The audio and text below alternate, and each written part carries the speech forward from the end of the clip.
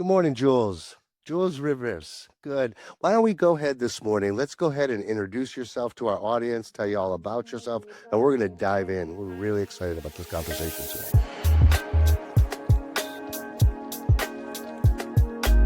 I'm a retired bank executive after 28 years. Well, at my 18th year, I discovered ayahuasca in 1998. That's where everything changed. So for 10 years, I was living this double life of bank executive and ayahuasca practitioner until in the real estate crisis, mortgage crisis of 2008. I realized that my career has ended and I retired. So I started full-time doing ayahuasca work. I've been ayahuasca facilitator for 17 years now. I've been drinking for 27. I have created 2 ayahuasca churches, one in the Indian American and another Brazilian. It's like a dissident movement from the União do Vegetal Church from Manaus. I opened a branch of that church in Florida. I'm no longer with that church either, so my journey took me to the psilocybin and mushrooms 2 years ago. This is why I created Shape here. So, this is spiritual healing by Astral Parasite Extraction. And that comes from an interesting journey that I had the gratitude of getting acquainted with this Russian practitioner that showed me how this works. And I was very impressed with the modality, with the protocol. I have done mushrooms before, and in college and all that, how that works, but never did it the way he showed me to do it. And it was a protocol about doing consecutive days of heroic doses of mushrooms. And I was willing to experience that because in our conversations when we met, we talk about the way he does this, and he was very interested in me doing it.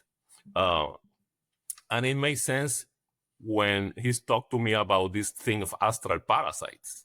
Because what happens in my long-standing career or experience in ayahuasca, about 1% of the time, from time to time, and ayahuasca practitioners can confirm this. Participants once in a while gets like crazy, like out of control. They scream, they kick. Sometimes they become aggressive, and sometimes you have to even to tie them up until this psychotic breakup recedes a little bit. And I have in my church, I have done hundreds of ceremonies and thousands of people, and every time this happened, I was the guy that do the dirty work of controlling this person and staying with them until they get better. And I was looking at their eyes, and I was looking at trying to connect, and I saw that these were people were like, I mean, I don't like to use the term, but it's like possessed. I mean, they were out there. There's no way to connect. There was something in their psyche that was enjoying the experience of being in third dimensions, in 3 dimensions, and having access to this nervous system of this patient. And those cases I cannot explain. I just move on. The guy get better. You get a little bit of hot soup. He goes back home. He comes next month and everything is okay. And we forget about it. And we move on. Mm-hmm. All those cases in my scientific mind always bother me. I mean, it's like, what's going on? And with my paradigm, which I used for decades, which is the shadow work of Carl Jung, helping people find these traumas, these dark places, and release them and cry them out, relieve the trauma, and get better, and they get healed. This was my ayahuasca work, and still is. Yeah, for sure. And I became good at it. I mean, interpreting dreams, symbols, archetypes, and but I couldn't figure out these cases. And when this guy talked to me about it, Astral Parasite, also I start opening up, because everything that was like too woo-woo, weird, like demons and parasites and things that are not tangible, or I cannot access in a more concrete way, I was not even paying attention to that. So my paradigm stays scientific, Jungian. But this thing about parasites really caught my attention. This may be explaining these cases. And that's what I agreed to submit myself to the protocol. And it was true. So I saw my own parasites and removed them effectively and changed my life. I'm feeling freedom for the first time in these issues that after 27 years, I always appreciate ayahuasca. She's the queen. I mean, I know no problem with that. And I have experienced an incredible amount of healing through those years. I come from a very traumatic, dysfunctional childhood. And thanks to ayahuasca, I'm not even the shadow of what I was when I began drinking. So my appreciation for ayahuasca and the things that she had done for me is infinite. But what happens is that there's issues, and I see that in others too, that are so deep in the subconscious that, for example, you feel that you healed that with ayahuasca, and 6 months later you're like coming back to it, and these patterns like tend to come back, and that's because you haven't really gone down to the root, and so that's why when I start considering this.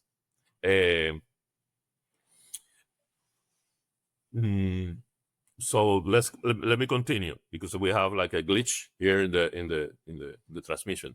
I consider to do this myself, and I saw that ayahuasca sometimes don't get as deep as it needs to go.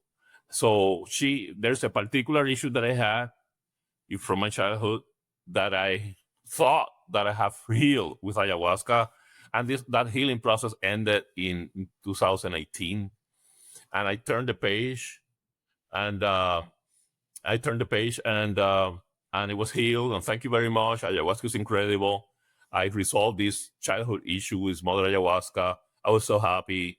I move on in life with a lot of gratitude for that healing.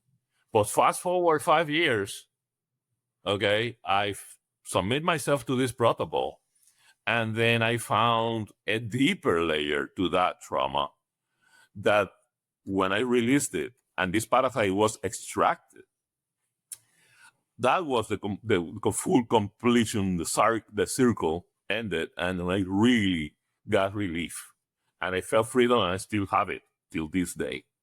And I found all the things that also I released, and that was the beginning of it. That's the origin of Shape here. That's what I decided to share that with others. I learned everything from this guy, and he said, "My blessings, go ahead and spread the word." And that's what we're doing. We're doing retreats for that purpose. Let's go back to 1998 and your first ayahuasca experience. What brought you to that medicine? How did you find out about ayahuasca? What brought you to that point? Okay, well, I was very curious about psychedelic experiences. First time I smoked cannabis or marijuana when I was 18, in the last semester of my high school. I already was admitted in college. I was already ready to go. And I said, well, maybe this is the time to join my friends that I rejected for some time, because study was my priority. Then it changed my paradigm of reality when I smoked marijuana for the first time. And then it started a journey of exploration. So I did LSD, I did mushrooms in lower amounts. And in college, I was in the University of Miami at the end of the 70s. I'm 68 now. And I tried everything. So I was like exploring this nature of reality, how a chemical compound can change my perception of reality inside my brain, was intriguing and fascinating to me. That reality was not something so fixed and three-dimensional like a box that I have learned that it was. So I was exploring that. So then I got married, had my kids, I went to this career, forget about drugs, forget about that, got into this rat race, and I did it. All the success symbols, golf club, penthouse facing the San Juan Bay, everything, sports cars and all that. But there was something there that was like still uh, empty. I'm trying to find something, and it was my childhood traumas that was seeking resolution. And one day, I have this friend, and I read about ayahuasca in 1988 for the first time. It was in the science section of the New York Times on Sunday. Those thick New York Times editions on Sunday. There was a whole section about technology and or cultural or something. And there I read an article about ayahuasca, this South American drink, tea that indigenous take, and they can see the past, the present, and the future. What? A chemical compound activating a vision of the future in my brain? Come on, I need to try that. So I cut out that article and put it inside a book. And for 10 years, it was sitting there. One day, 10 years later, in my apartment, I was already divorced. I had this girl that I invited to have a glass of wine. You know how that works. And she took that book and opened it, and the article fell to the floor. So she, what is this? And she saw my excitement about that I would one day go to South America to drink ayahuasca. Few months later, nothing happened with that girl, so I was not the guy. So a few months later, she calls me back. Hey, Julio, Jules Henry Rivers is my pen name for my books. My true name is Julio Rivera. I'm Puerto Rican. It's a Spanish name. So Julio, I saw your excitement a few months ago. There's a shaman coming to Puerto Rico doing ayahuasca sessions. I think you will be interested.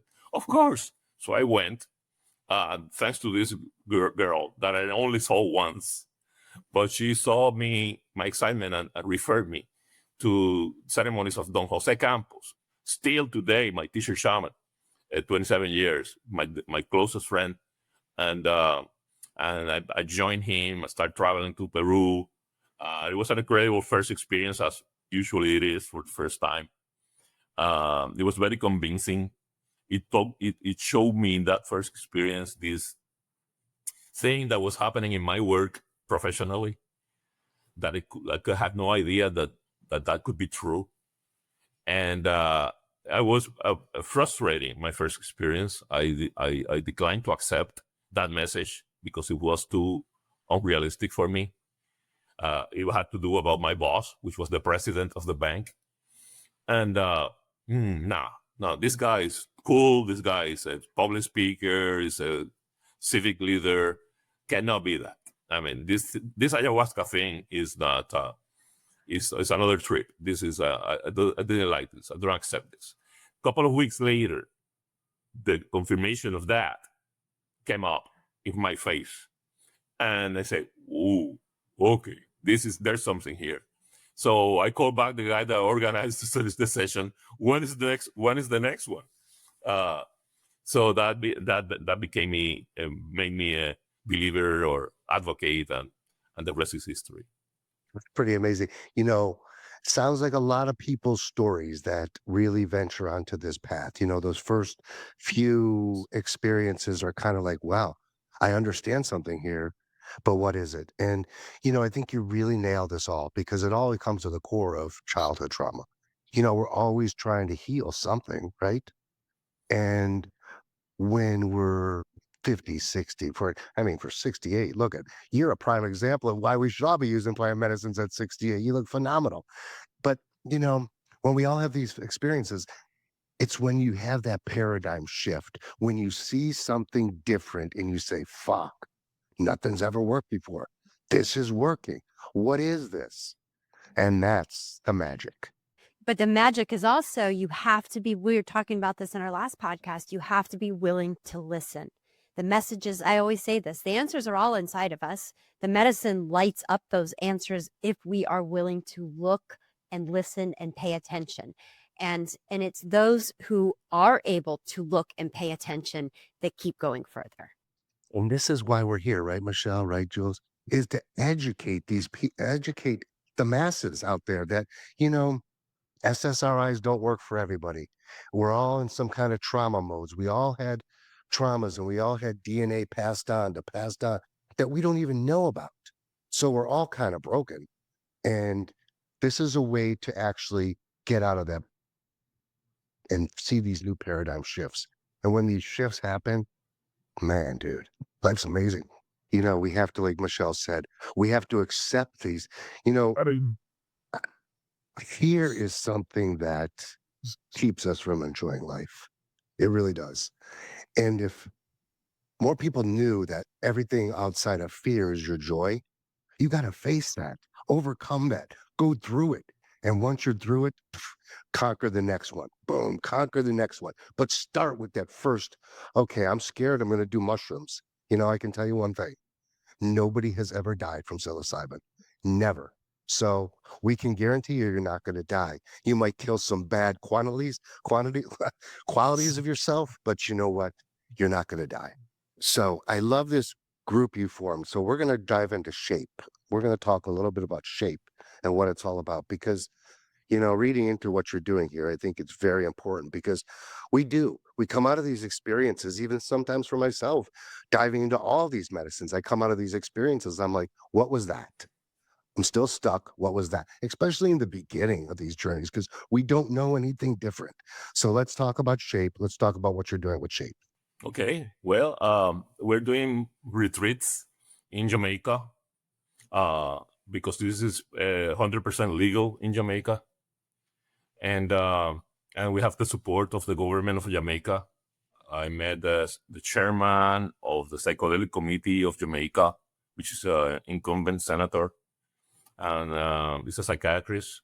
She fully supports our work, and we feel okay in Jamaica. So medical doctors, scientists, CEOs come to Jamaica to do this because they have these reputation risk concerns doing these kind of things, and they illegally, and they may have consequences in their careers or their reputation. So they feel okay going to Jamaica safely, and we have a very nice place, upscale. Is not for everyone, you know. It's $5,000 a retreat of 4 consecutive heroic dose sessions, combined with Tibetan entity extraction techniques that are When you say applied large beauty. doses, what kind of large doses are you talking about?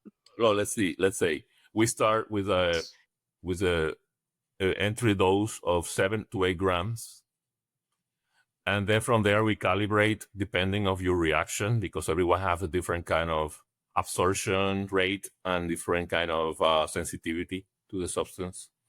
So we may reduce it a little bit for some people that are, we know what we're doing, we know how they react, and we know when you the next day you have to reduce the dose so they have a optimum experience. And for some guys that with 8 grams are just looking around, open eyes, watching other people's experiences. Next day he's gonna get 10, 12. You know, we're gonna make sure that this guy. Well, some guys we have to hit them with the bat, so that resistant they are, or that personality structure is so strong that the ego is so strong that you need to increase the dose and make sure that we want to see you in this state of, your default mode networks gets 90% shut off. Like you're still there, you know that you're there, you know what you're doing, you're not unconscious, but you are like mumbling, you're like, oh, okay, you are gone. That's when the default mode network is disabled or, partially disabled. And we're able to dig into the deeper layers of the subconscious to apply these techniques and remove these parasites. In that state, is that that is possible. Otherwise, we all have these defenses that protect, and it's genetic. It's our defense system. So you We really don't need want those to. larger amounts, larger doses to get to that, because you really can't get to that at 3 or 2 or 3 grams. It doesn't happen with 3 grams. You have a very conscious experience. You may cry, and you may have some release here and that, which is the traditional psilocybin experience. The clinical dose of psilocybin, the one that is being proposed and probably approved by the FDA, is 25 milligrams of psilocybin for depression. And that is the science have determined to be the ideal dose for depression, 25 milligrams. And that equivalent, more or less, about 2.5 grams of mushrooms, assuming 1% of the mushroom is psilocybin. So 1%, which is 1% of 1 gram, is 10 milligrams. So assuming that is the mushroom, so 2.5 grams is the dose proposed for depression. In our case, we're talking about 150 milligrams of psilocybin, like 4 times, 5 times the dose recommended for depression. But this is recommended for patients that are like, you have to be careful, this and that. This retreat is for people that already know how that is, that really want to go for it. And either they have been non-responsive to other modalities, or there are cases that are so troublesome for some facilitators that they don't even want to touch them to treat them. People in certain conditions, we take all those cases. In what way? You mean people with mental conditions? In what way do you mean? Well, we're getting into dangerous territory here, but there's a few proponents, including Jerry Mansinski and others, for example, that say that these voices that schizophrenic hear are entities talking to them. And he has experienced going with dozens of patients in psychiatric hospitals, and he's convinced that these are entities.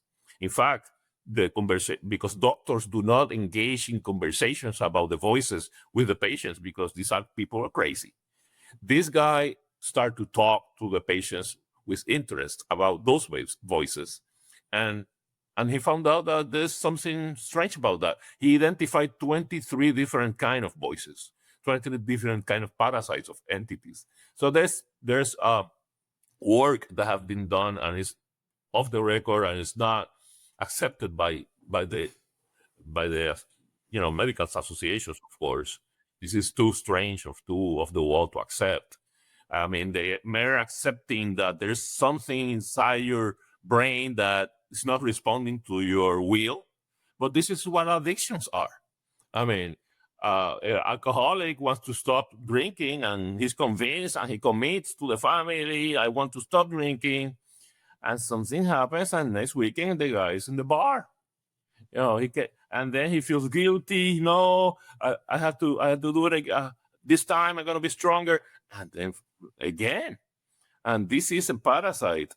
And I write this in my book, Ayahuasca Wisdom, because I realized that with ayahuasca, this is why you come back to your habits that you thought that you have removed with ayahuasca. And so I became to specialize in hardcore, deep cases with ayahuasca that are resistant to change. And I found out that this is something more. This is in my model of the psyche that I propose in this book. It's a quantum model of the psyche. These are like different. These are like other me's. We are not one. We are multiple. There's multiple Julios inside of me. The husband, the sports guy, the friends that drinks beer with friends. I mean, different parts of me. I mean, family systems has put this to the surface. I mean, that we have all these different parts. So there's parts of us that become independent from our, they're fed with this psychic energy of this behavior. We create them, we strengthen them with our behavior, with our beliefs, and they start becoming themselves, and they start thinking by themselves, because we're creators. We create life, we create music, we create poetry, we create different parts of us with behavior, with repetition, with belief. And these are mental patterns that get so strong that they detach from your voluntary realm, and they start acting by themselves. And they want to continue living, and they live from this psychic energy that you produce with that behavior. It could be alcohol, it could be drugs, it could be porno, it could be violence, it could be whatever, toxic behavior. And this toxic behavior wants to perpetuate their existence, and they trigger and induce you to continue with the behavior so they can feed for you. They don't want you dead, because they end up dying too. They need you alive, suffering, and they continue to induce this behavior so they can continue living, and that is a parasite. This is what we want to extract. Yeah. Isn't that more of a science than science? I mean, look, we are talking reality here. We're talking this is what really happens. But, in turn, we want to give people pills. So here's what really baffles me what we're talking about here, though. When we talk about ayahuasca, we talk about a purgatory where you're going to go deep to your traumas and you're going to purge these traumas out. In psilocybin, with my uses of psilocybin for the last so many years and how I've come to understand it, it's more of a mind medicine. So where are the entities, or how are you extracting the entities through the psilocybin process? Because they're two different alkaloids. These Right. are two different components. 100%. One's a spirit more so, and one's more mind controlling. That's what I feel. So can you explain how this happens? So, well, what you just said, let me clarify that it's not that different from ayahuasca and psilocybin in terms of the entities. I mean, I can see, and that what happens is that with ayahuasca, you cannot go as deep as you can go with the psilocybin. And this is because the ayahuasca has a limitation due to the vomitive feature of the medicine. So to experience what you experience in psilocybin with 10, 12 grams with ayahuasca, that it's possible, you need to drink, like, let's say, 10 cups of ayahuasca. But your body cannot withhold 10 cups of ayahuasca. You throw up. So there's your depth in your experience with ayahuasca has a limit. Cannot get even very, because you throw up and experience.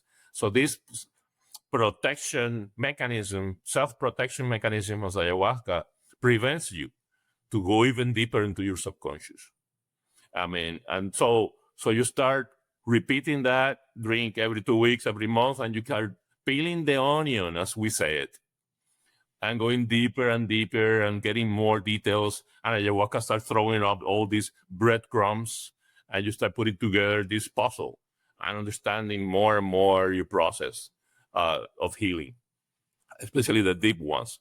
There's people that drink ayahuasca one time and they're done because their issue was not that deep. And I've seen that. I find people 5 years later in the supermarket and say, well, Julio, that one time changed my life. I'm happy, my family, this and that. One time. But guys like me need continuous work. And so ayahuasca can get into the entities. I have all these possessions that I just described earlier. For me, are entities that show up in ayahuasca. In fact, I have done a 3-day retreat with someone privately after drinking many times with me. And that time, this entity came up and the guy was totally possessed. And, I failed to have assistance, which I normally have in group sessions.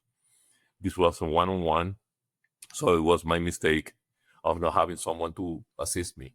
And this guy got violent and attacked me.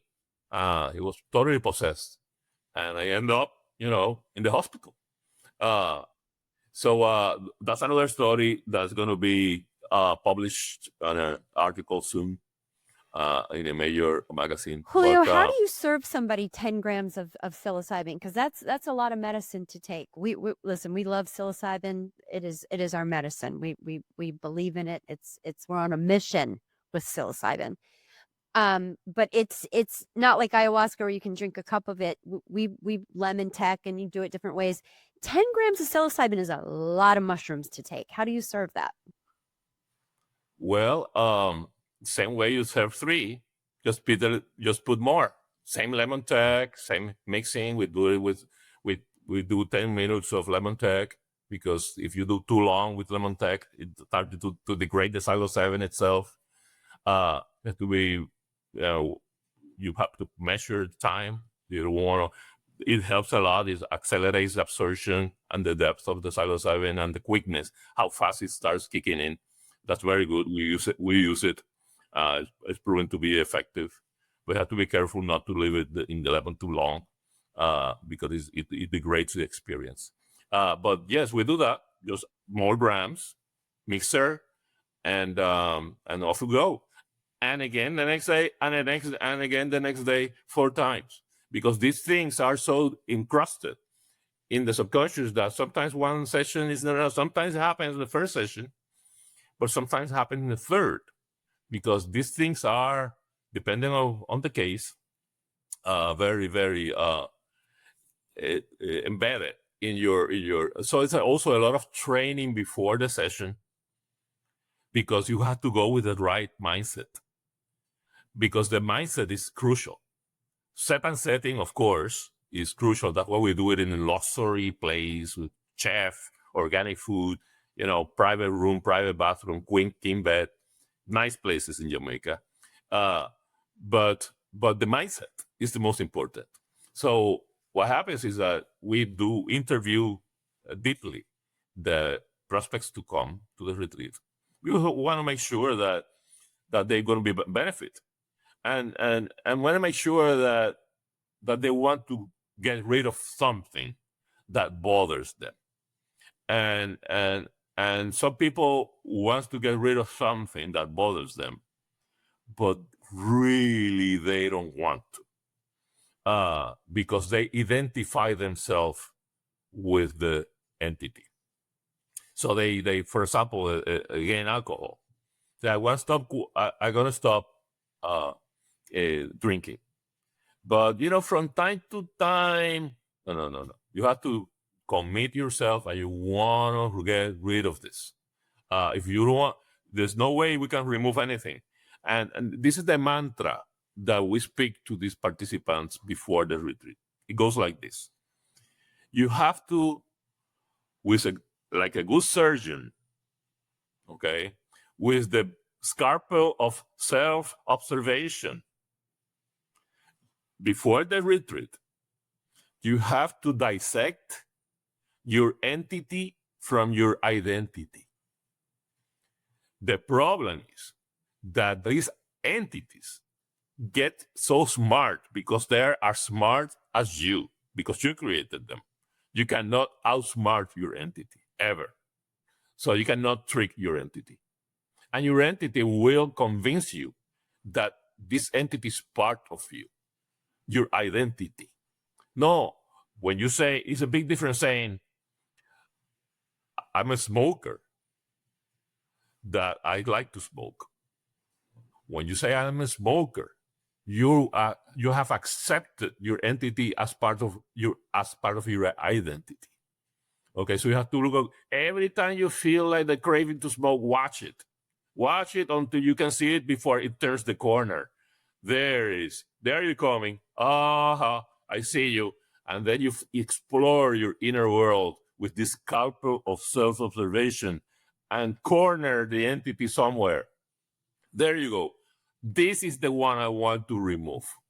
And when you are aware and you corner it, you come to Jamaica, and it's done. I mean, it's done. The problem when we have problems is what you still not sure because you think this is part of you and this is not part of you. The hard part is the participant realizing that this is not me. And that's very hard. And when you achieve that with our training and our guidance and our coaching, it's all downhill. You got to get rid of it. Forget it. Come to Jamaica and you're done. And you go like freedom, oh, thank you, and you cry and wow, and you change permanently, like I was. It's So your incredible. entity is not your identity then, right? So we'll do this then. I got 3 questions for you. So what kind of strains do you use? It doesn't matter, your strains. Now, when you're doing those ceremonies back to back to back to back, are they building up a tolerance to that every time, like psilocybin does? So would your third experience not be as like you would be like less tolerance? Because I'm learning more and more about psilocybin and more and more about these psychedelics. And I think it really breaks down to the alkaloids. And that's my feeling.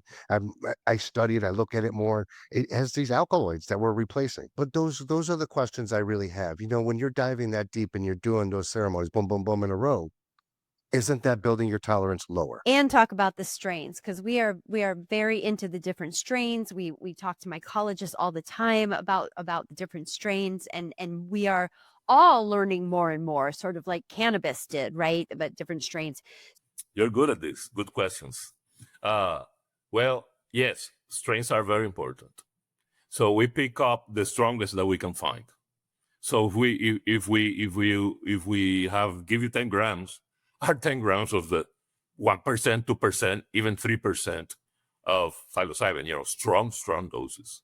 Because the psilocybin is the molecule. We want you to get the best concentration because of these other elements, cellulose and all things in your system. We want to minimize those. So the more powerful, the better. That's about strength.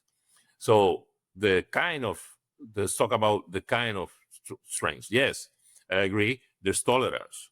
So what we do is that we give you 4 different strains each day, different strain. So the brain cannot expect what's next, and get it and surprise the brain every day with a different strain. So you cannot figure it out that quickly. So that's that. And and we took vinyl penis envy, monster mac, strong strains. Haven't used enigma, but what happens is that we source ourselves from Jamaica. In Jamaica is legal, and they have these labs. I mean, we have been invited because we buy respectable amounts, so we are clients, and they have invited us to check their facilities. And these people know what they're doing. I mean, there's no concerns about government intervention. So we're talking about white coats, microscope, clean rooms. I mean, the works. And they come up with these unknown strains that are developed by natural selection by these guys. And there's one that this is the king of the mushrooms that we used on the 3rd day. That is incredibly powerful. And they call it Omni. And it's a very tiny purple mushroom. We have the lab test of the concentration. It's an unbelievable number that I don't want to mention. And with 3 grams of that, I mean, you are like elsewhere. And we do it on the 3rd day to make sure that we get to the bottom of whatever. The 4th day, we give you a more like sacred, forget the name, sacred something. For the last day, is a spiritual mushroom. Is very integrative and good for the last day. And then the last day, the day number 5, we don't drink. We just a day of doing nothing. Nobody goes to the airport. Is to integrate and to socialize and to have 3 good meals, go to the swimming pool, do journaling, and that's basically the retreat. So there's preparation. Preparation is before Jamaica, And first we have private interviews. There are 3 facilitators. There's me. There's another ayahuasca facilitator for many years, friend of mine for more than 50 years, high school buddy and incredible facilitator. And we have an ordained Buddhist monk that is the guy that really goes into the extraction during the experience. And so we're 3 of us for 7 people. We only take 7 persons. So to qualify for our invitation, you need to have an interview with the 3 of us online, and we interview you deeply and to make sure that we can help you, that you are the person that we can help, and that you have what it takes. I mean, and what it takes is all about attitude. I mean, you really want to go for it. If you need to convince you, you're not going. So when you explain the model, instinctively from the soul level, people say, yes, that's for me. I want. Sign me up. I mean, you feel it that this is for you. This is the people that we take. So the interviews. And then once you are approved and this guy is gone, so we start to train you about about the mental attitude to go. And that's preparation. Then when you arrive, and then we have a group session online. When you arrive to Jamaica, you already know the other 6 people that you're gonna meet. I mean, we have interactions. So it's important that you feel at ease with the setting, with the set, and then so you're already friends with the other 6 guys when you arrive to Jamaica. You see them in the airport. Hey, here you are, and it creates this bonding, and that starts to grow as a very incredible thing. So it's so then that night we have a welcome dinner, and then we explain all the little details of what's going to happen in the retreat, and we've got agreements, and we sign these release forms, legal forms, and we have this celebration of being there. Good meal. Everyone goes to bed. There's no TV. There's no cable TV. There's no phones. We pick up the phones. From there on, you are on it, and we give you the phones at the end. So you're not scrolling internet or the news or anything. We ask the hotel to disconnect the cable service, and your TV and your room does not work. So it's important that you just focus on your journaling is the only thing that we encourage. So that's it. And then we have experience number 1 on day 2, let's say, after you arrive. It is done by 1 p.m. Okay, 2 p.m. around there. It lasts. You may think that 10 grams, 12 grams will last like 10, 12 hours. It's not like that. It's the same length as 3 grams, but the intensity is, much more. So by 6, 7 p.m., we're done with the session. And then we have some fruits during the session, at the end of the session, watermelon, all that. So you can hydrate and lots of water during the retreat. And at night, you have a buffet, a nice meal.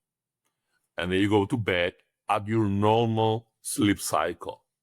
We don't want to interrupt your normal sleep cycle, because that's when you're going to integrate the experience without an interruption of your sleep cycle. Some ceremonies end at 3 or 4 in the morning, whatever, and then you lose the next day, like recovering, and you're never on it again. So we make sure that you go to bed at 11, 12, the time you normally go. Eat process, have a good night's sleep. In the morning, you have a la carte breakfast. Whatever you want, the people in the kitchen are preparing you whatever you like for breakfast. Coffee is okay. And then by 11, we have integration of what happened the day before. This integration every day of the 4 experiences. So the last day that you do nothing is a relaxing day. That's the integration of session number 4. So every day is integration, is group integration. the sessions are recorded with AI technology, so it's immediately transcribed, and you receive a recording and a text of what you said in the integration session, so you can remember what you said, because we tend to forget what we say. And so at night you can read that again. Oh, this is what I said this morning. That's true. And then you can read what you said yesterday after your experience today. Oh, look, yesterday this. So you have a lot of self-integration. And next day they share that with the group. As you know, group integrations are fantastic because you learn so much from other people's experiences. You can connect and you can relate to other people's experiences and relate it to your own, and have even more understanding about your own process. And this we do every day. And then after they go home, we have a 2-week and a 30-day integration online. Plus, they have the phone numbers of all the 3 facilitators. They can call us anytime, 24/7, to share any issue or concern that may arise during the integration period. Mhm. And that works very well. That's basically, in a nutshell, how that works. Interesting. Very interesting. So, you know, you've helped a lot of people on this path. You've helped doctors, physicians, Grammy Award winners. And you mentioned a couple things that really resonate with me, especially on this path. Your default mode system. The default mode system is something that really, through psychedelic exploration, that we really get in tune with. And, we cut that off a lot. And I think that's really helpful. Another thing that I think, and you keep mentioning it, entities. Are entities more of your childhood trauma? Yeah, you can. There's several classifications of entities. Our Buddhist monk is writing a book about that, because there's the entities that you create. Okay. There's entities that are like more social, like creations, like, for example, this is called egregores in Buddhism. Our Buddhist guy, I will leave that subject to our Buddhist monk. He's very good at it. He was trained in the monasteries about extraction techniques, and he knows a lot about that. But there's objective, subjective, and external entities, like nature entities that you find in the forest. There's social entities like political fanaticism, sports fanaticism. These are collective entities that can influence you if you get into it and you become part of that collective entity. And there's the entities that you referred, that are the trauma-based entities, which is basically another angle of observing the Jungian shadow. Yeah, this you can. So the beauty of perception of the trauma as an entity, okay, is that you have, as a patient, you have a basis to understand and heal yourself, because it's something like more concrete. You can grab the pan by the handle when this trauma is an entity. When you live it like, oh, this is what happened to me. Trauma, shadow, aspects that are so abstract that you have no way to really visualizing your problem. Oh, it's an entity. It's the entity of selfishness. It's an entity of whatever, lust, that gets me into this porno addiction. Oh, it's the entity of that. So when you visualize trauma as an entity, it helps you from day one to begin a process of removal. And it helps so much in your own psyche to visualize it as an entity. It's, for example, it can give you a feeling when you have this physical condition that you're feeling this pain over here. I don't know what it is. And the next day it goes like that. What is maybe? It is cancer. It is this. It is that. And you go to the doctor and you say, all the blood tests. No, it's this. Whatever it is. Those is diseases and it is. Whatever it is. Okay. Okay. You still have it, but you start feeling better just by knowing the name of the disease. Oh, it's that. Okay, now we have a treatment, and but before you were like scared, and you don't know how to go about it. So that is like an analogy of what happens when you visualize trauma as an entity. It's like when you put a name of it, the healing process already started. Yeah, and you're So right this is because I've worked the integration for the last 7, 8 years since I heard my first ayahuasca experience, and I feel the best thing that we ever did, you touched on the very beginning, is when you realize where that is coming from, and you can actually visualize it, and you actually know, oh yeah, that happened when I was like 7. Now you're talking to that person, and you're kind of, hey, dude, just let this go. That's what I used to do. It used to be really silly, but hey, let this go. I'm done. I'm done. And when you realize and you find that point, that gone, it's fucking gone. And then the next one, I mean, because there's so many of them. We think we go to, in the beginning, we just touched the surface. Oh, yeah, that was when Billy tripped me when I was 7. Whoa, wait a minute. That was when I was bullied for a whole year. And whoa, George Kupchak beat the shit out. Now you're really getting to some places. So, that's, I think, the most important part about all this is that part is when you can go deep inside and you can find those traumas and that's what psychedelics are for. So that's how it works. You're on it. You nail it. Uh, so this is the basis of healing, finding the source, finding the root, and when you name the root with some name, you're cornering right there the condition, and that prepares the road for removal and absolute healing, dissolution. So it's another way of saying the same phenomena, but it's very powerful. And when you and sometimes you need you heal it without those extreme things that we do.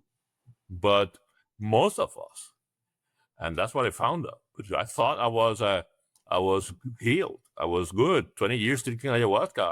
I'm a, oh wow. And then this got me. Whoa. I went back to my mother's womb. I got this entity that my mother had during when I was 3 weeks into my conception. And I saw exactly, and the emotions download all this information that is in my DNA. The whole story is there, and it unfolds and shows me. This is incredible. So yes, there's levels of depth. There's levels of depth. It's really So incredible.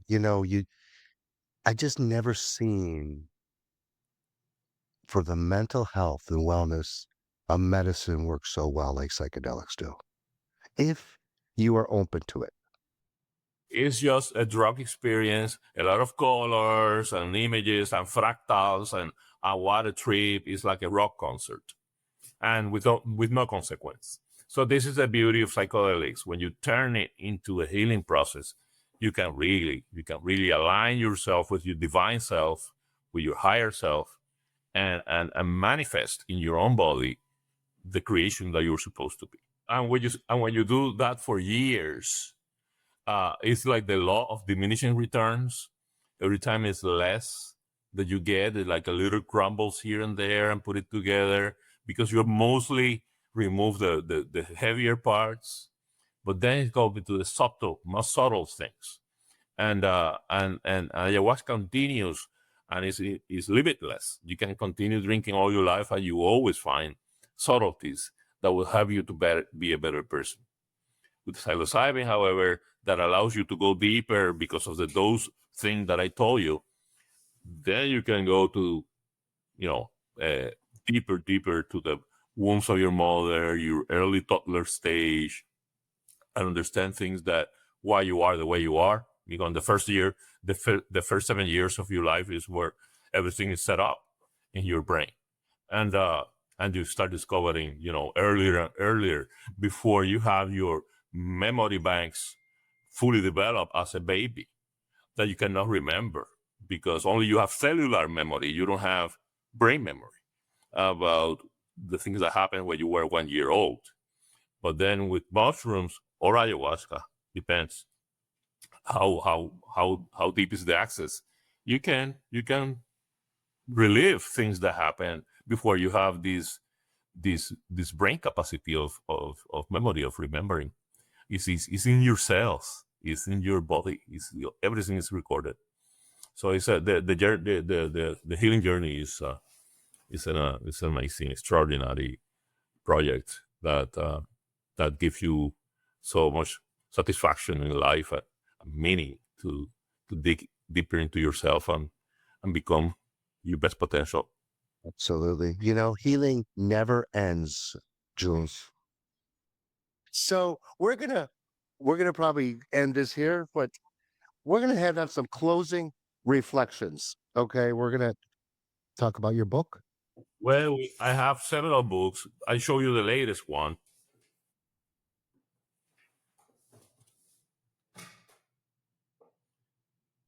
Ooh, I love this one. I'm gonna get this one. Listen, this book, this is the hard copy that you can buy on Amazon. But this book is free PDF form in our website. You can download it in Shape My Life website. If you want to give a present to your audience, we can put my website address, and they can download this book free. It's an ebook. If you want a hard copy, you can buy it on Amazon, but it's free. It's free for everyone. We want the world to know about this thing. And what this book does is to demystify these things about demons. Demons is a word that is embedded in the American colloquial language. Your demon, you have to deal with your demons. I mean, it's used metaphorically, but it's more real than you want to believe. And but it's not like this Hollywood movie demons with his horns and slimy, all that thing.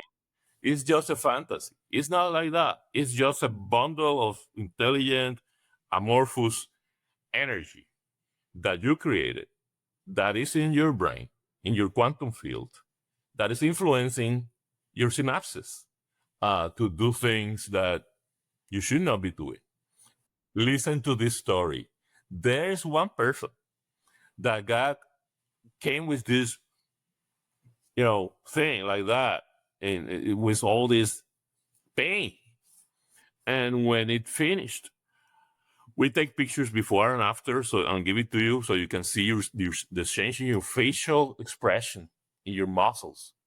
This person had to, when we gave them the phone back, this person needed to use the password because the phone failed to recognize its face.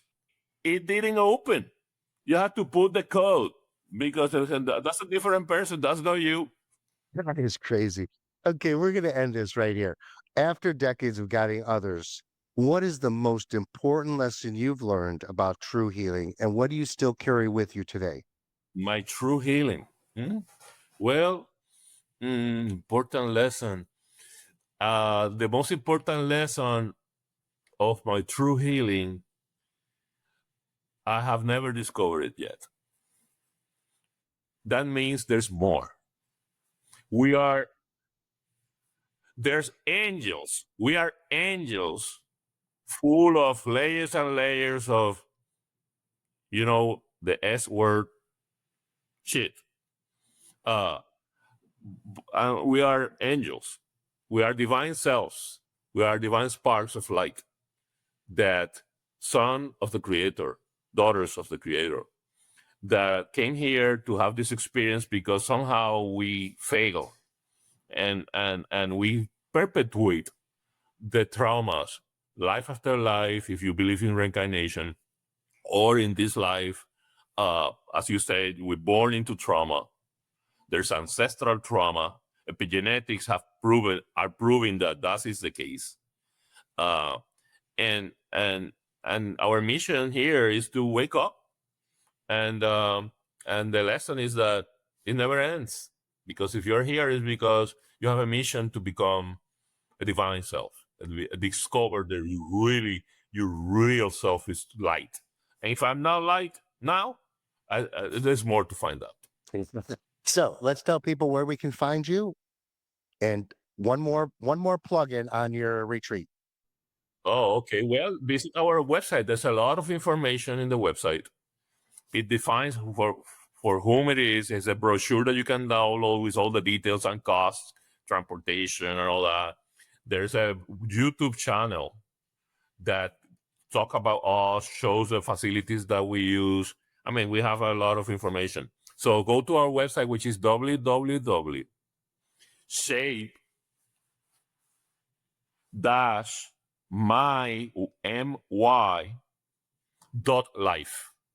You can put it in your screen, it's even better. Shape My Life. It's not .com, it's .life. So it's Shape My Life. You go there, and you have a lot of information, YouTube channel, free book, the works. And then if this is for you, drop in an email, Julio@Shape My Life, and we coordinate an interview for you. It's free. It's consultation.